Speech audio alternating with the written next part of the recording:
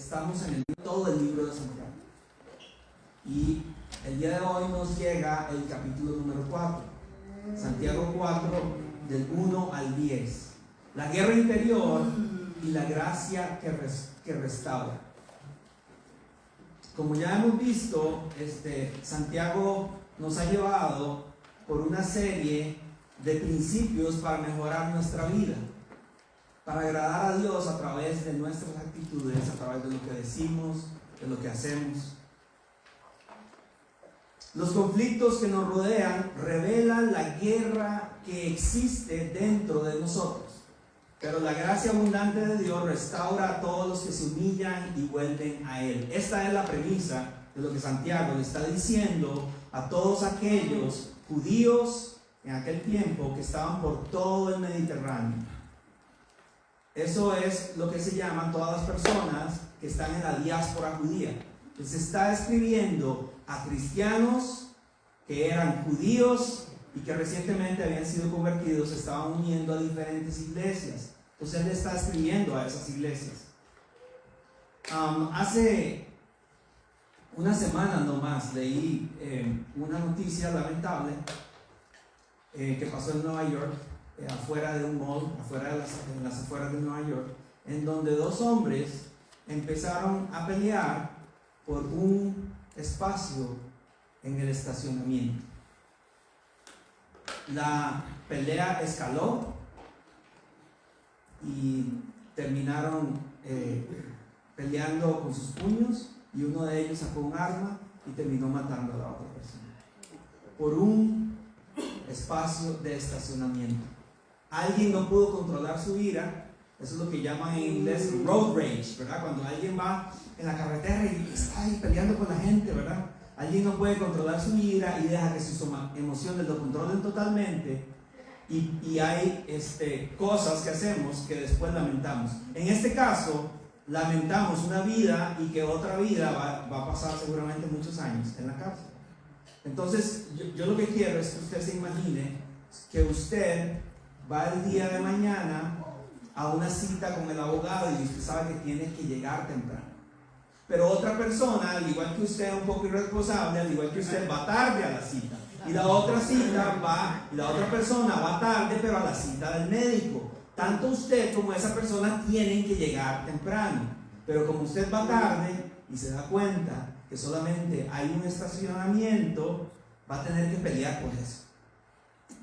Ahora, si usted es seguidor de Cristo, usted debería aceptar: bueno, voy tarde, la verdad es que no quiero causar problemas, le voy a darle espacio a la señora o al señor que viene ahí. Pero muchas veces no actuamos así.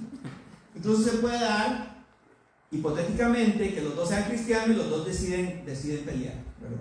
Pero eso fue efectivamente lo que pasó. Entonces, las palabras fuertes se convirtieron en gritos en esa historia que les conté de Nueva York, y los gritos en amenazas, y las amenazas en una pelea. Cuando escuchamos historias así, nos ponemos a pensar: qué tontería, pelear por un estacionamiento. ¿Cómo yo me voy a bajar del carro, voy a empezar a pelear? No solo eso, tanto es el insulto que me dio este tipo, que saco el arma y la voy a detonar. Nosotros podemos pensar eso, sí, es una tontería. Pero ¿qué causó realmente la pelea? La mayoría de las personas respondería: bueno, pues el estacionamiento, porque solo había uno. No. El estacionamiento solamente reveló lo que ya estaba en el corazón de los dos conductores. Lo que hizo fue detonar lo que había adentro. Un espacio de estacionamiento no crea ira, la expone. El dinero no crea avaricia, lo revela. Son cosas diferentes. El conflicto no crea orgullo, lo pone en evidencia. La batalla más grande de la vida no ocurre fuera de nosotros, sino dentro de nosotros. Y precisamente allí es donde Santiago dirige nuestra atención. Al final del capítulo 3, Santiago presenta dos tipos de sabiduría que las vimos, que es la sabiduría terrenal y la sabiduría celestial.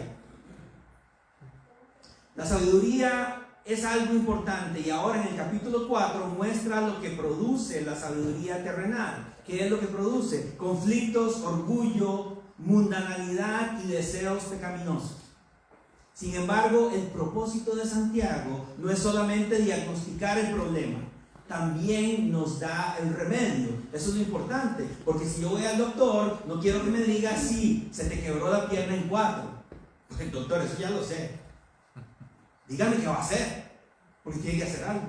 Entonces eso es lo que pasa con Santiago. Santiago expone el diagnóstico y luego nos dice qué hacer. El remedio es que la gracia abundante viene de Dios. Y vamos a empezar a leer la palabra de Dios, analizándola por 3 puntos, porque son muy específicos. Y yo decidí leer todo el pasaje, pero de cada versículo se puede sacar casi una prédica, porque son muy ricos. Entonces empezamos con el punto 1. El punto 1 dice que los conflictos revelan nuestros deseos. Santiago 4, del 1 al 3. Dice la palabra: ¿de dónde vienen las guerras y los pleitos entre vosotros? Es una pregunta. ¿No es de vuestras pasiones, las cuales combaten en vuestros miembros? Codiciáis y no tenéis, matáis y ardéis de envidia y no podéis alcanzar. Combatís y lucháis, pero no tenéis lo que deseáis, porque no pedís. Pedís y no recibís, porque pedís mal, para gastar en vuestros deleites. Lo primero que les tengo que decir es que ahí específicamente en el versículo 1 dice, en la pregunta, las cuales combaten en vuestros miembros. Está hablando literalmente de los miembros de las iglesias. ¿Okay? Santiago no se está refiriendo a la gente del mundo que no conoce al Señor. Santiago se está refiriendo a las nuevas iglesias que se están formando en todo el Mediterráneo, porque el evangelio se está expandiendo y existen miembros que están presentando estas características. Entonces la palabra ahí traducida como pasiones es el término griego hedone. De esta palabra obtenemos el término hedonismo. Tal vez usted, si estudió en la universidad y estuvo en humanidades, vio la cultura griega y se encontró con el término hedonismo o hedonista. De esta palabra obtenemos ese término. Describe deseos egoístas, placeres pecaminosos y anhelos centrados en uno mismo. Cuando habla de pasiones, se refiere a eso, a lo que yo quiero para mí. Es lo que yo quiero. La expresión, cuando dice ahí, combaten vuestros miembros, ¿verdad? Eso es lo que dice específicamente. Después dice, Santiago está describiendo una guerra interna. Antes de existir conflictos entre personas, existe una guerra que está intrínsecamente ligada a nuestro corazón. Santiago no culpa las circunstancias, no culpa a la cultura, no culpa a la política, no culpa a otros, lleva el problema a la raíz. La raíz de los problemas es el corazón del hombre. Sí, hasta estando en Cristo, hasta caminando con el Señor. Porque si somos sinceros, usted y yo podemos decir el día de hoy que no somos perfectos. A menos que alguien quiera levantar la mano y después hablamos, ¿verdad?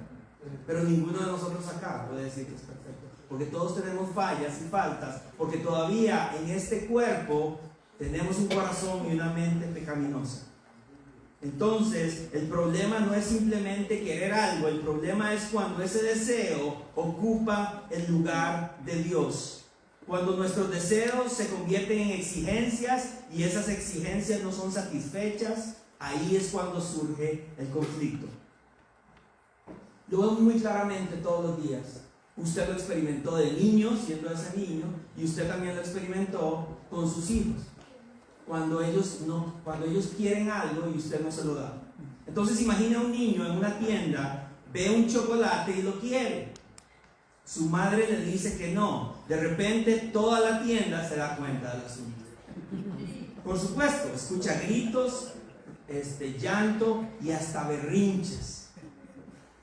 A mí los berrinches me los quitaban rapidito, una faja, ¿verdad? Pero ahora no, ahora hay que bajar. Y bueno, no estoy criticando la cultura, pero es diferente, ¿verdad?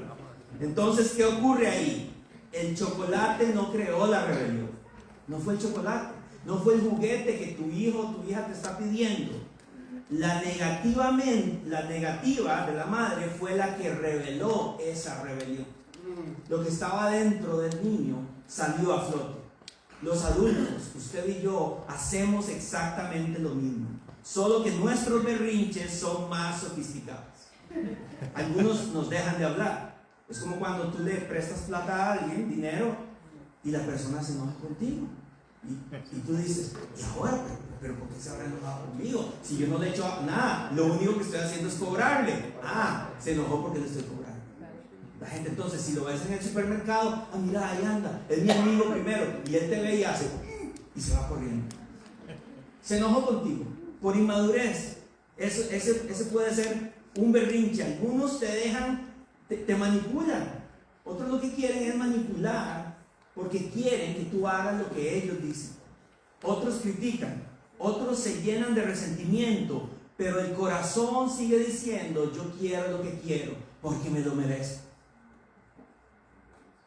Vean lo que dice el príncipe de los predicadores, Charles Spurgeon: el orgullo es el terreno donde crecen todos los demás pecados. Ese orgullo fue el primer pecado, que no fue en el jardín del Edén, fue en el cielo, cuando Satanás quiso ser como Dios.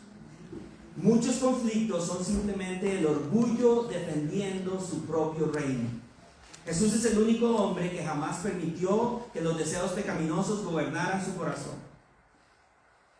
En el desierto, Satanás le ofreció placer, poder y gloria, y sin embargo Cristo obedeció perfectamente al Padre.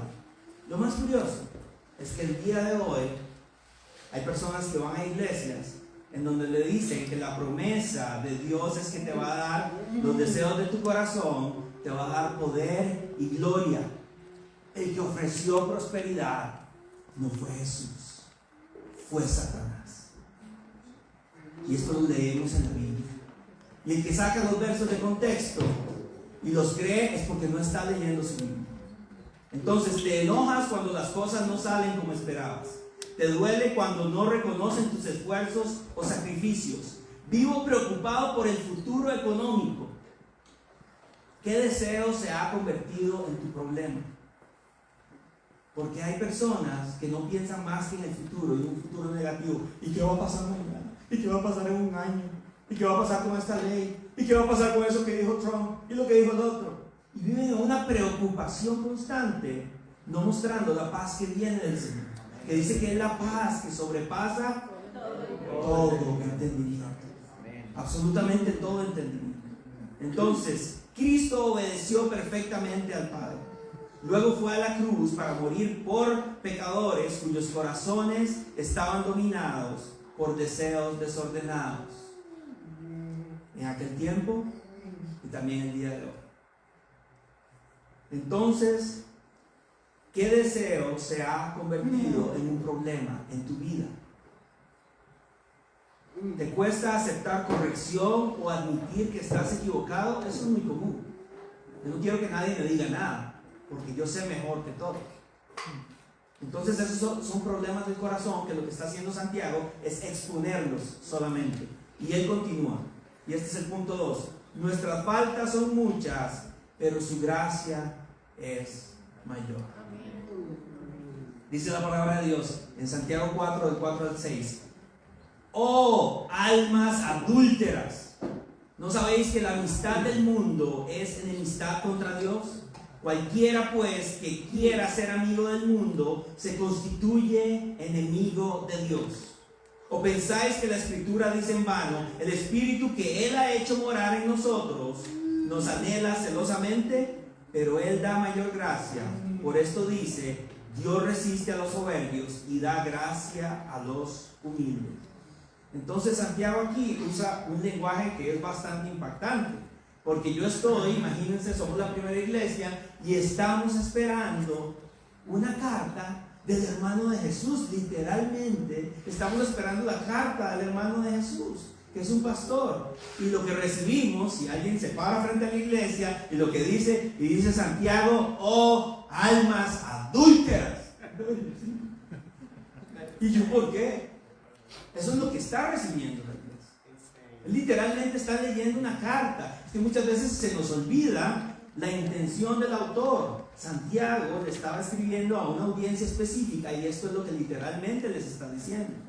o almas adúlteras no se refiere al adulterio físico, como lo entendemos literalmente.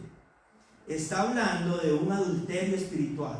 La palabra mundo se refiere al sistema de valores caídos que se opone a Dios, que estaba en aquel tiempo y está también el día de hoy. Santiago está confrontando la lealtad divina. Entonces, entendamos, Dios no acepta rivales. Él quiere ser el dueño de su corazón. Cuando el creyente ama al mundo más que a Dios, comete adulterio espiritual. Nosotros estamos llamados a ir a un mundo oscuro a hacer luz. Nosotros estamos llamados a ir al mundo a impactarlo, no a que el mundo me impacte. A mí muchas veces me dijeron, no vaya y se junte con ellos porque ellos son impíos. Era una mala enseñanza que me dieron. No es eso, vaya donde están ellos para que usted los impacte con su fe y con el evangelio. Ese es el punto. Entonces, las palabras más hermosas del pasaje son: pero Él da mayor gracia. Nos dice que su gracia es suficiente. No dice un poco de gracia, dice mayor gracia. Él da toda la gracia para el que cree en Él. Gracia más grande que nuestro pecado, gracia más grande que nuestros fracasos, gracia más grande que nuestras caídas, porque dice la palabra que el día que nos caemos, como estamos caminando con Él, Él nos levanta y nos restaura. Porque 7 veces caerá el justo y 7 veces será levantado por su gracia. Entonces imagínense esto: un esposo dejaría de buscar a una esposa si ella es constantemente infiel. Por supuesto, eso es lo que dice el sentido común, pero a veces hay personas y familias que aunque eso pase siguen adelante, pero en realidad no es perdón, es costumbre. Pero Dios no es como nosotros. Su pueblo se aparta y Él los llama de regreso. Su pueblo le falla y Él perdona. Él es grande en misericordia. Su gracia es extraordinaria. La historia del pueblo de Israel en el desierto es un reflejo de nuestra vida. El pueblo de Israel estaba caminando con el Señor. Seguía una nube y seguía un fuego que iba delante de ellos. Era el Señor el que estaba ahí con ellos. Y el pueblo caía y el Señor lo perdonaba y obtenían la misericordia. Y luego, cuando entraron a la tierra prometida, el pueblo de Israel volvía a caer, tanto así que estaban adorando ídolos que no eran Dios. Y venía el profeta que traía las palabras de Dios y les decía: vuélvanse de esos ídolos y busquen a Dios, porque si no viene juicio. Venía el juicio, el pueblo caía, se arrepentía, había misericordia y otra vez había la gracia increíble del Señor. Eso es lo que pasa con nosotros también. Lo importante es no apartarse del camino, porque sí vamos a caer de una u otra forma, pero estamos bajo la gracia de Dios.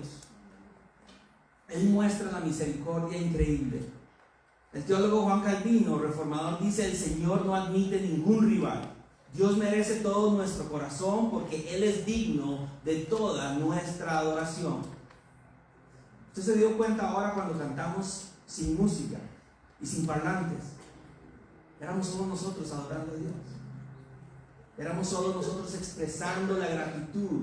Eso es lo que Él quiere, que nosotros nos levantemos expresando gratitud a Dios. En la cruz Cristo recibió el castigo que merecían los adúlteros espirituales a los cuales se refiere Santiago. Él cargó nuestra culpa, Él soportó nuestra condenación, Él recibió la ira que nosotros merecíamos para que nosotros pudiéramos recibir la gracia que solo viene de Él. Entonces, la pregunta no es: ¿amo al mundo? La verdadera pregunta es: ¿qué parte del mundo me niego a rendir a Cristo? Esa es la diferencia. Mi reputación, mi comodidad, mi éxito, mi entretenimiento, mi control. Dios expone nuestros ídolos para liberarnos de ellos. En esta era, muchos de nosotros estamos enfocados en trabajar para obtener dinero y prosperar. No tiene nada de malo. De hecho, el Señor quiere que nosotros prosperemos y que tengamos una vida abundante para su gloria. El problema es que muchos de los hermanos hispanos acá en Estados Unidos lo que han hecho de su vida es vivir para trabajar. Y nosotros estamos llamados a trabajar honradamente para vivir para la gloria de Dios. Porque generalmente cuando yo estoy enseñando a personas a compartir su fe, una de las excusas es que no tengo tiempo, porque tengo mucho trabajo. Ok, está bien, pero entonces ¿dónde está la prioridad? Porque la idea es que usted esté aprovechando el trabajo que el Señor le dio y el dinero que el Señor le está dando para servirle, para ayudar a otros, para compartir a otros. Entonces muchas veces tenemos las prioridades y ahí es cuando Santiago expone los ídolos de las personas. Y seguimos leyendo en el punto 3, el arrepentimiento conduce a la restauración. Santiago 4 del 7 al 10 dice, someteos pues a Dios, resistid al diablo y huirá de vosotros. Acercaos a Dios y Él se acercará a vosotros. Pecadores, limpiad las manos, y vosotros, los de doble ánimo, purificad vuestros corazones. Afligíos y lamentad y llorad. Vuestra risa se convierta en lloro y vuestro gozo en tristeza. Humillaos delante del Señor y Él os exaltará. Aquí hay mucho que podemos decir, pero yo me enfoqué en algo específico porque es algo que muchas personas no han entendido, incluso caminando con el Señor. Pero bueno, estos versículos en Santiago representan una serie de mandatos. Primero dice someteos, después dice resistir, después dice acercaos, después dice limpiar, después dice purificar, después dice afligíos, lamentar, llorar y humillaos. Literalmente le está diciendo a esa primera iglesia qué es lo que tienen que hacer. Este es su problema y esto es lo que tienen que hacer. La idea central aquí es el arrepentimiento genuino. La palabra someteos significa colocarse bajo una autoridad. Lo que yo no quiero es que me digan qué tengo que hacer. Lo que yo quiero es decirle a las personas que tienen que hacer. Eso es lo que yo quiero. Naturalmente ahí es donde estamos.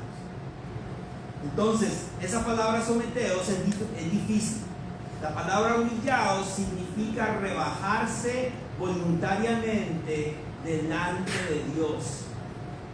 Porque yo puedo pedirle perdón a alguien, pero a Dios la palabra me dice que yo me tengo que humillar ante Él. Porque como es que un Dios 3 veces santo se está fijando en mí, que soy un pecador. Remordimiento es pedir perdón, pero no es ser sincero. Remordimiento es cuando usted va y le pide perdón a alguien y sí, perdóname por eso que te digo. Pero el arrepentimiento verdadero no consiste simplemente en sentirse mal. Significa apartarse del pecado y volver a Dios. Observe la promesa: acercaos a Dios y Él se acercará a vosotros. Él siempre está ahí. Dios, ¿por qué te alejaste? No, yo estoy aquí. Eres tú quien te estás alejando. Dios no huye del pecador arrepentido. Dios corre hacia Él con gracia. La parábola del hijo pródigo, si usted la sabe, refleja perfectamente esta verdad. El hijo regresó roto, sucio y avergonzado, pero el padre corrió a recibirlo con los brazos abiertos. Ese es el corazón de Dios hacia los pecadores arrepentidos. La historia del hijo pródigo puede que sea su historia, pero definitivamente sí fue mi historia, porque yo vine así. Yo vine como el hijo pródigo, avergonzado, sucio y roto por una vida desperdiciada. Pero Él la redimió y Él estaba ahí esperando. Donde reina el orgullo, Satanás encuentra terreno fértil. Donde reina la humildad, el enemigo pierde terreno, porque Satanás fluye en el orgullo de las personas. Él es experto en eso.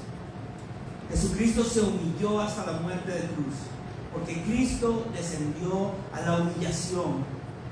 Por eso es que los creyentes serán exaltados. Serán exaltados con Él en gloria. Su humillación aseguró nuestra salvación. ¿Cuál humillación?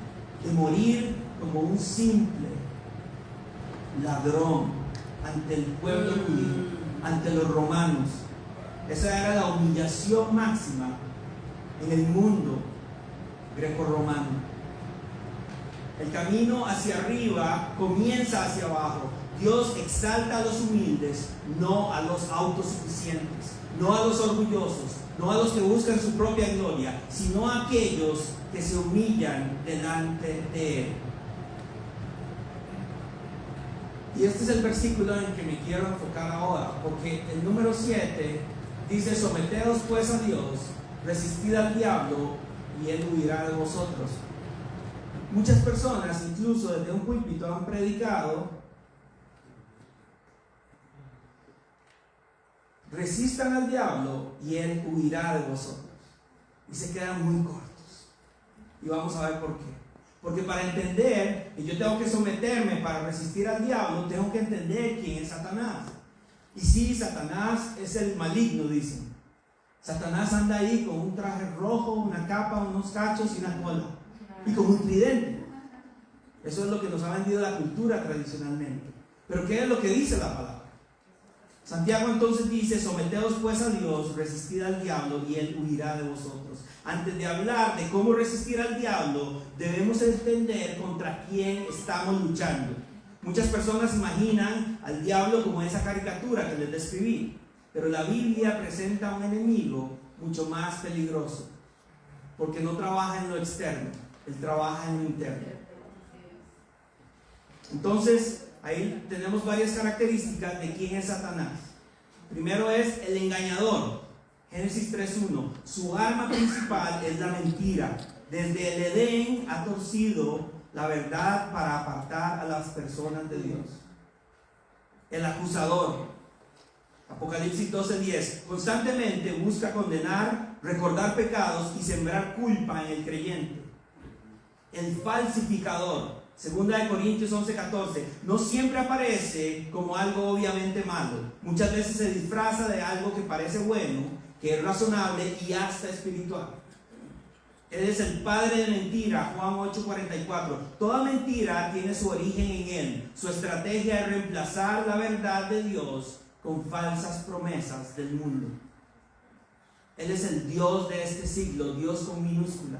Segunda de Corintios 4:4. Influye en el sistema del mundo para mantener a las personas alejadas de Cristo. El fin es mantenernos alejados. El león rugiente, primera de Pedro, busca intimidar, atemorizar y devorar espiritualmente a los creyentes. Ahora, este versículo en primera de Pedro 5:8 es muy interesante, porque dice que el diablo anda como león rugiente. No es un león. Él anda como un león, pero no es un león. Porque el único león verdadero es el león de la tribu de Judá, Jesucristo, que pagó por tus pecados y por él hoy tienes salvación. ¿Quién dice amén a eso? Ese es el verdadero león. No el que anda como un león, sino el que es descrito como el león de la tribu de Judá. Entonces, la pregunta del millón, como dice: ya conozco quién es Satanás y ya entiendo que me puede afectar mi vida y la vida de las personas cercanas a mí. Ahora, ¿qué tengo que hacer? La pregunta es: ¿cómo me someto a Dios para poder resistir al diablo? Porque, hermanos, en nuestras propias fuerzas, según la palabra de Dios y según Santiago, no podemos hacerlo. Entonces, punto número 1: resista al diablo conociendo y obedeciendo la palabra de Dios. Santiago 1:22. Pero sed hacedores de la palabra y no tan solamente oidores, engañándonos a vosotros mismos. La principal manera de resistir al enemigo es conocer la voz de Dios. Satanás es un engañador.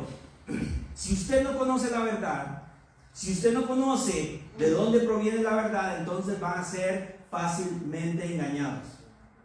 La meta de leer la Biblia no es solamente encontrar respuestas a los problemas, como mucha gente piensa. Aquí está la respuesta a todos los problemas. La meta es conocer a Dios. Leemos la palabra para acercarnos a Dios, para conocer su carácter, para conocer el corazón de Dios, para conocer su manera de pensar, para conocer su voluntad en nuestra vida. Mientras más conocemos a Dios, más fácilmente identificamos las mentiras del enemigo por medio de su palabra. Cuando nosotros tenemos conocimiento bíblico, tenemos que tener conocimiento bíblico, pero también hacerlo. Eso se llama ortodoxia y ortopraxia. Lo que yo conozco, pero lo tengo que practicar también. Porque el día de hoy tenemos muchos cristianos alrededor del mundo que saben mucha Biblia y están gordos de palabra porque no practican nada de lo que saben. Pero que ese no sea usted. Entonces, ¿cómo reconocerlo? Leyendo la palabra. Los expertos en billetes falsos no estudian la falsificación. Ellos estudian el billete verdadero y se hacen expertos al tacto, a todas las relieves que tiene el billete. Hay máquinas especiales que se hacen solamente para hacer ese billete, para que nadie más, aunque se vea igual, el experto va a decir, este billete es falso. Lo mismo sucede espiritualmente. Satanás se disfraza como ángel de luz, dice la palabra. No aparece diciendo, hola, soy el diablo y vengo a destruir tu vida, síganme. Eso no pasa. La gente naturalmente no va a responder a eso. Él se acerca con ideas que suenan razonables, que son atractivas e incluso espirituales. La única manera de detectar la falsificación es conocer también la voz del Padre, que cualquier voz extraña suena diferente. Así también el creyente debe conocer también la palabra de Dios, que pueda reconocer inmediatamente el engaño, de dónde vienen esos pensamientos, de dónde viene esa actitud mía y de dónde viene lo que me están diciendo, porque no es solamente reconocer cómo Satanás me está atacando, sino también reconocer cómo Satanás ataca a otras personas para yo sentirme atacado. Y en respuesta hay que orar por esas personas. Eso es lo que tenemos que hacer en humildad y en piedad. Número 2, resista al diablo permaneciendo en oración. Estos son disciplinas. Hermanos, les soy sincero, esto no es una revelación especial la que les estoy dando el día de hoy. Esto usted lo sabe, lo sabemos, pero nos cuesta hacerlo. Porque por eso es que en la pedagogía la repetición es la que hace que los niños aprendan. Tenemos que estar recordando las verdades bíblicas para entender qué es lo que el Señor quiere para nuestras vidas. Entonces, ¿cómo resisto a Satanás? Por medio de la oración. Mateo 6:10. Venga tu reino, hágase tu voluntad como en el cielo, así también en la tierra. Este es Jesús orando al Padre. La oración es una declaración de dependencia. Cada vez que oramos estamos diciendo, Señor, tú eres Dios y yo no. Satanás quiere alejarnos de Dios. La oración nos mantiene cerca de Dios. No siempre serán oraciones perfectas, pero deben ser oraciones sinceras.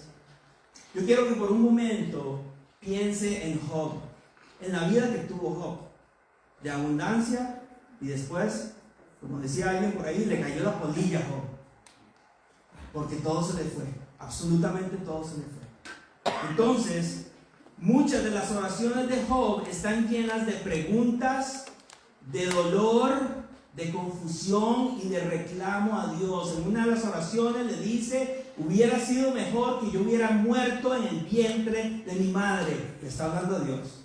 En otra oración Job le reclama literalmente y le dice, ¿por qué a mí? ¿Por qué yo soy el objetivo de esto que me está pasando? ¿Por qué la tienes contra mí? Le dice Job a Dios. Son oraciones tal vez que yo no recomendaría, pero son sinceras y están descritas en la palabra. A veces son cosas difíciles de leer lo que Job le está diciendo a Dios, porque literalmente no lo está cuestionando, pero sí lo está reclamando. Le está diciendo, ¿por qué me está pasando esto, Señor? Sin embargo, al final del libro de Job, lo interesante es que él siguió orando. Satanás quería que abandonara a Dios y Job siguió orando. Y mientras siguió orando, Satanás estaba perdiendo. Al final Dios declara que Job habla rectamente y que es un hombre justo. ¿Por qué después de recibir todos esos reclamos Dios dice eso? Porque Job siguió hablando con Dios. Él estaba confundido, estaba herido, estaba quebrantado, tenía ansiedad, estrés, pero no se alejó de Dios. El problema con muchas personas es que cuando empieza la tormenta, se alejan de Dios. Y lo que dice la palabra es que Job, aunque reclamándole, siguió bajo la presencia de Dios. He ahí la importancia de la oración. La victoria no consiste en tener siempre las palabras correctas para Dios. La victoria consiste en seguir corriendo hacia Dios, aun cuando no entendemos lo que está ocurriendo. Esa paz que el mundo no entiende, ese reflejo de lo que dice Pablo en Gálatas, de todos los dones del Espíritu, solamente se ve cuando estamos bajo presión. ¿Lo tengo o no lo tengo? Resulta que hoy no lo tenía porque hoy pegué 4 gritos. Señor, ayúdame. Hoy no. Como dice popularmente, not today, Satan. Porque estoy sometido a Dios. No porque yo lo pueda hacer. Porque estoy leyendo la palabra de Dios. Porque estoy nutriendo mi relación con Dios. Porque estoy orando al Señor de los cielos y la tierra. Y esto no es nada místico, mis hermanos y hermanas. Esto es simplemente intencionalidad. Es abrir la palabra de Dios y leerla y tratar de entender por qué este pasaje se refería a esto. Es orar todos los días. Señor, encomienda mi camino. Que hoy tengo una reunión difícil. Que hoy tengo una reunión con mi jefe. Que mi esposa tiene un problema.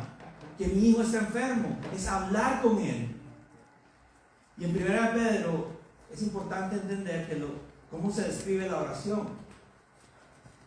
Dice, y esta es la confianza que tenemos, que cuando pedimos de acuerdo a su voluntad, Él nos escucha. No dice que nos va a dar todo, dice que nos escucha. Señor, escúchame. Así como escuchaba a Job en medio de sus reclamos. Job no se apartó, siguió bajo su presencia, a pesar de los problemas, a pesar de la tribulación, a pesar de la tormenta, de haber perdido a sus hijos, su esposa, su fortuna, todo en la vida. Todo lo que nos dice el día de hoy la cultura que es importante: ser exitoso, tener bienes, ser alguien en la vida. Job lo perdió todo y al final él dijo: yo sé que mi Redentor vive. Es increíble. Número 3. Resista al diablo confiando en Dios aunque no entienda sus caminos. Dice Proverbios, Salomón nos está diciendo en Proverbios 3:5: fíate de Jehová de todo tu corazón y no te apoyes en tu propia prudencia. Literalmente nos está diciendo: no puedes, tú no puedes. Tienes que recibir esa gracia y esa misericordia para seguir adelante, habitando bajo la gracia de Dios. La fe verdadera aparece cuando las circunstancias dejan de tener sentido. Es fácil confiar cuando hay salud, dinero y estabilidad. Es difícil confiar cuando llegan las pruebas. Satanás siempre intentará convencerte de que Dios te ha abandonado. Es lo que él quiere hacer. La fe responde: aunque no entiendo lo que Dios está haciendo, quiero otra cosa, sé quién es Dios, porque el gozo del Señor es mi fortaleza. Nos regocijamos en el gozo de nuestra salvación. Entonces, imagina un niño pequeño viajando en un avión solo durante la tormenta. Al niño lo montan en el avión y va solo. El avión se empieza a mover violentamente, los pasajeros están nerviosos, una que otra persona empieza a gritar, pero el niño permanece tranquilo leyendo su libro. Y alguien le pregunta: niño, ¿no tienes miedo? Estamos a punto tal vez de chocar. Y él responde: no, mi papá es el piloto y yo lo conozco. La diferencia no está en que el niño no entiende que está en una tormenta. La diferencia está en que conoce quién está controlando el avión que va en medio de la tormenta. Es el Señor el que nos lleva a través de la tormenta. David dice que aunque andemos en medio del valle de sombra y de muerte, no temeremos mal alguno, porque Él está con nosotros. En medio de ese problema Él está con usted. En medio de esa ansiedad Él está con usted. En medio de las cosas peores que le puedan pasar, el Señor está con usted. Lo va a sacar de eso, porque estamos habitando en su presencia. Entonces así también el creyente puede descansar en medio de la prueba porque sabe que su Padre Celestial sigue sentado en el trono. Entonces, ¿recuerdan la historia al principio de aquellos dos hombres que se pelearon por un espacio en el estacionamiento? Con la fatal conclusión de que uno de ellos murió por la ira del otro. El estacionamiento nunca fue el verdadero problema. Que ellos iban tarde a sus citas no era el verdadero problema. La verdadera batalla estaba dentro de sus corazones porque tenían que empezar a pelear. Santiago nos enseña exactamente la misma verdad. Los conflictos que nos rodean revelan la guerra que existe dentro de nosotros. Santiago ya nos explicó antes. Bajo presión sale lo que tenemos adentro, como la pasta de dientes. Si lo presionan, sale la pasta. ¿Qué tiene usted adentro? Cuando está bajo presión, ¿qué sale de usted? Ese es el autoanálisis. Pero esto no es psicología. Estamos ante la presencia de un Dios que nos quiere transformar y restaurar de adentro hacia afuera. Gracias a Dios, el pasaje no termina con nuestro pecado. Termina con la gracia de Dios. El corazón orgulloso dice, se haga mi voluntad. El corazón humilde dice, hágase tu voluntad. El corazón mundano dice, necesito más. El evangelio dice, Cristo es suficiente. El orgulloso huye de Dios. El humilde corre hacia Dios. El orgulloso cae, el humilde es levantado. Si hoy usted es incrédulo, Cristo le llama a venir. Si usted cree que Dios se ha alejado de su vida, el Señor te está diciendo, aquí estoy. Si hoy usted está buscando la verdad, Cristo le llama a venir. Si hoy usted es un creyente que se ha apartado, Cristo te llama a volver. Aquí estoy, dice tu papá. La promesa sigue siendo verdadera. Ahí está, Santiago 4:8. Acercaos a Dios y Él se acercará a vosotros. Levantémonos, hermanos, para adorar al Rey de Reyes, al Señor de Señores, al dueño de nuestra salvación.